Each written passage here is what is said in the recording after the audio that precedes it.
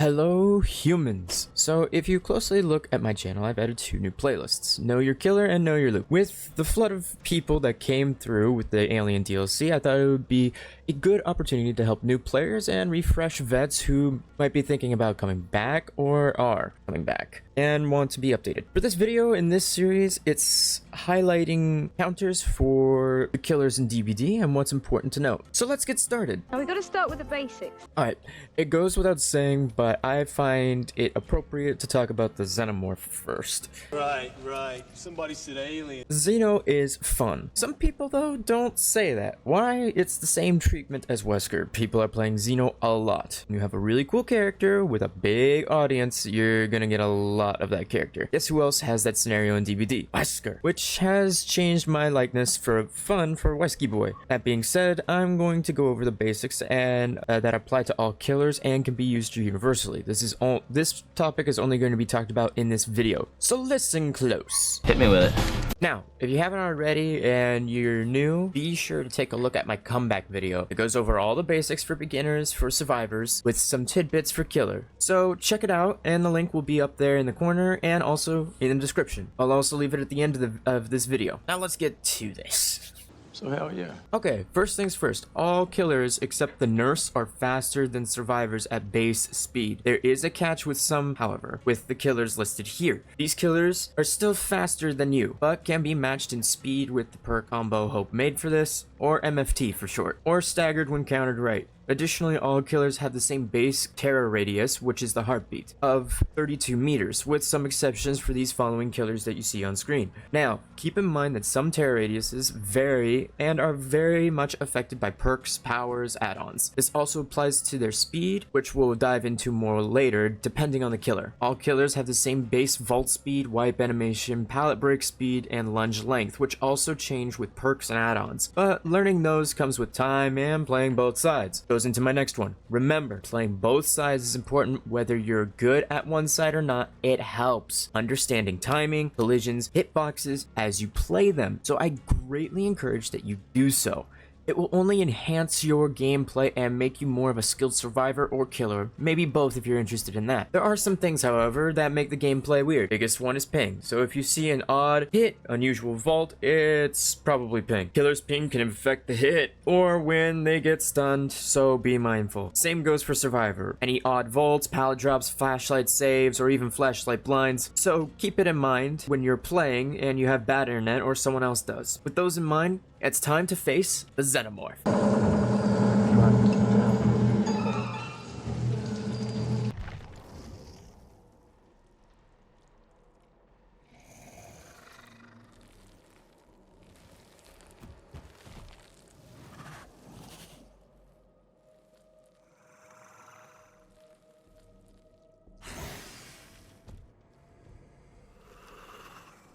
God, I love that intro.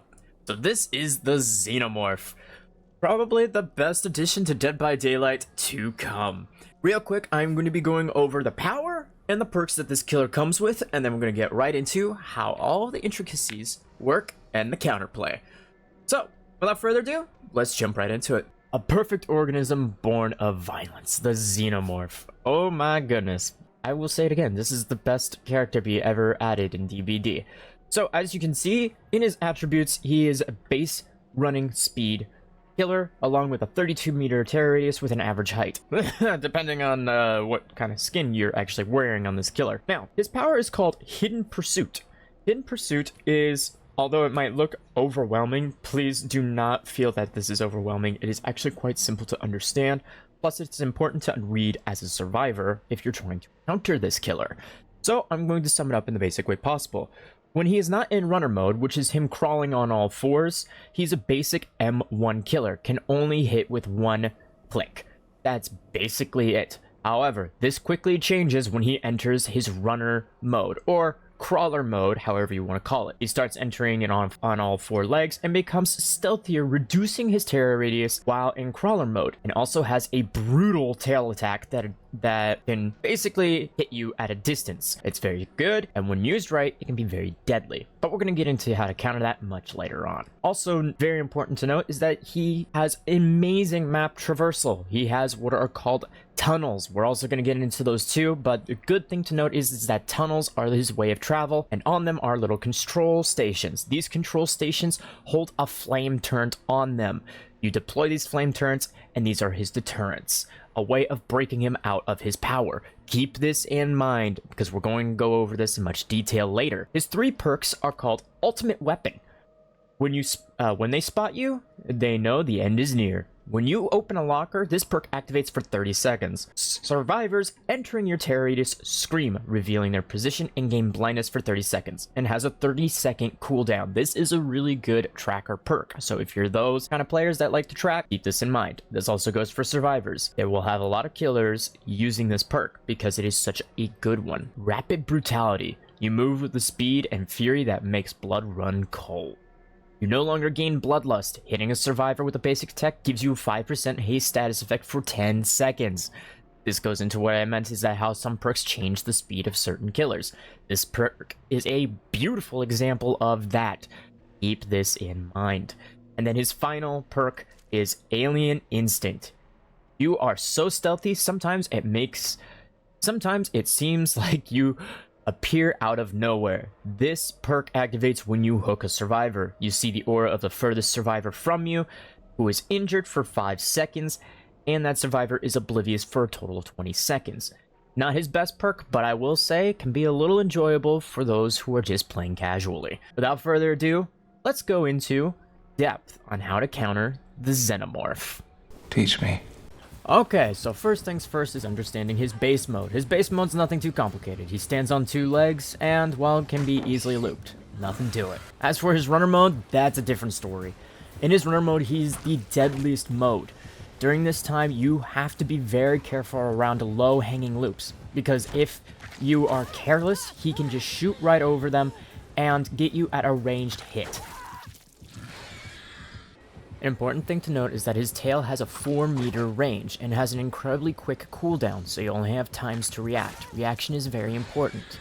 And to think of his hitbox, think of it as a spear with a rope tied at the end of it, and when somebody throws it, they're able to move it up and down. So keep a good idea of how the hitbox works. That's why it's important to play as the killer. Now, as unfortunate as this is going to sound, you are going to have a lot of chases against the Xeno in his crawling mode, which, yeah, it sucks, but there are ways around it. When you're looping, go to high wall areas. That way it makes it difficult for him to get the tail going up and down. And when in that process, try and make it to a pallet and pre-drop the pallet. It's a 4-meter range. It's not like Huntress or Deathslinger or other ranged killers. He does have a limit, so abuse that fact. And when greeting, you might get lucky greeting once, but he will get you with an M1 or continue with his tail.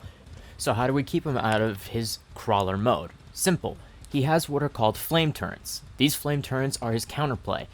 You place him down anywhere in the map and will be able to break him out of his power when he gets into range, and it will blow him with, of course, a giant flamethrower. Pretty fun. But it staggers him when he breaks out of it, so you can make distance to the next loop and keep him in M1, making it safer to loop the killer. Now you gotta make sure that you are smart with your loops. Be sure to lead the Xeno toward a flamethrower around tight loops so that he has to focus attention on the flamethrower and not you to make distance. Now when he's not on the map, he's under it in his tunnels. In his tunnels, you have to be very quiet and cautious. Running causes footsteps and he'll be able to see that. As he exits his tunnels, he'll be able to see Killer Instinct to anybody who's close by the exit, so be careful.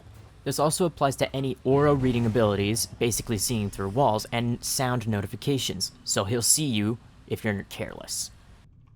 And that is how to counter the Xenomorph. It's a bug hunt. Thank you so much for watching. If you enjoyed, please remember to put a like and a comment down below of anything that I might have missed or any cool little tips and tidbits to add more to this video. I greatly encourage being able to collectively make contributions and help others trying to counter certain killers. So be sure to leave a good comment. In the meantime, I hope you all enjoyed this and check out my other videos. I also want to give a big shout out to my buddy Rainy, Jules, Neal, and Delta. Thank you all so much for helping me make this video and taking the time to do it. I appreciate all the help, and I hope to do more in the future if you're down. Again, thank you all so much for watching, and I'll see you all in the next video. Be sure to check out the beginner's one on the screen here. See you, everybody!